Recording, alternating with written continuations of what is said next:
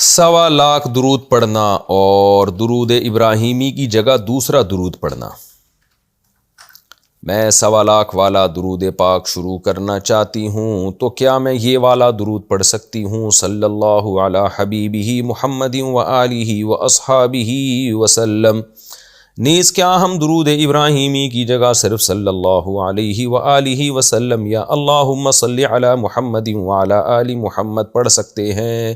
سائرہ صاحبہ انڈیا سے 1.25 لاکھ درود کا کیا کانسیپٹ ہے یہ مجھے نہیں معلوم کہ آپ 1.25 لاکھ کیوں پڑھنا چاہتی ہیں؟ 1.5 لاکھ کیوں نہیں پڑھ رہی؟ 1 لاکھ کیوں نہیں پڑھ لی؟ 99,000 کیوں نہیں پڑھ لی؟ تو دیکھیں 1.25 لاکھ کے بارے میں اگر آپ کوئی حدیث کی وجہ سے پڑھ رہی ہیں تو ایسی میں ہمارے علم میں کوئی حدیث نہیں ہے جس میں 1.25 لاکھ دفعہ درود پڑھنے کی کوئی خاص فضیلت وارد ہوئی ہو۔ اگر کوئی ہے تو ریفرنس اس کا دے دیا جائے، ہم دیکھ لیں گے۔ تو ویسے درود شریف روزانہ صبح 100 دفعہ صبح اور 100 دفعہ شام کو پڑھنا چاہیے، کیونکہ احادیث میں جو ذکر اذکار آئے ہیں ان کے بارے میں 100 دفعہ صبح تو 100 دفعہ شام کا تذکرہ ہے، جیسے تیسرا کلمہ ہے، چوتھا کلمہ ہے۔ تو اسی طرح کوئی اسی پر قیاس کر کے 100 دفعہ درود شریف بھی صبح شام پڑھ لے کنٹینیو، تو یہ بہت اچھی بات ہے۔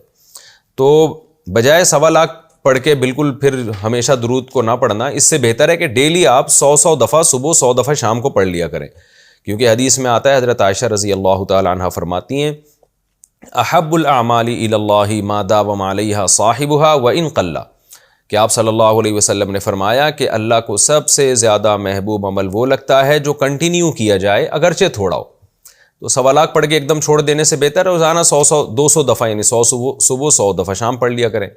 ہاں کبھی مدینہ طیبہ جانا ہو، نبی صلی اللہ علیہ وسلم کے روضہ اطہر کی حاضری ہو، مسجد نبوی کی حاضری ہو، تو وہاں پھر کبھی زیادہ پڑھ لیا، 1 لاکھ دفعہ پڑھ لیا، 2 لاکھ دفعہ پڑھ لیا۔ اس میں بھی سوا کا کوئی سوا جو ہے نہ ادھر نہ ادھر، یہ لفظ کا کچھ کانسیپٹ کیا ہے یہ سمجھ میں نہیں آ رہا ہے۔ تو 1 لاکھ دفعہ پڑھیں یا 2 لاکھ دفعہ پڑھیں، یا تو سوا کا کیا ہے؟ تو یہ اس کا مطلب ہے کہ اس عدد کو آپ کوئی خاص فضیلت والا عدد سمجھ رہی ہیں۔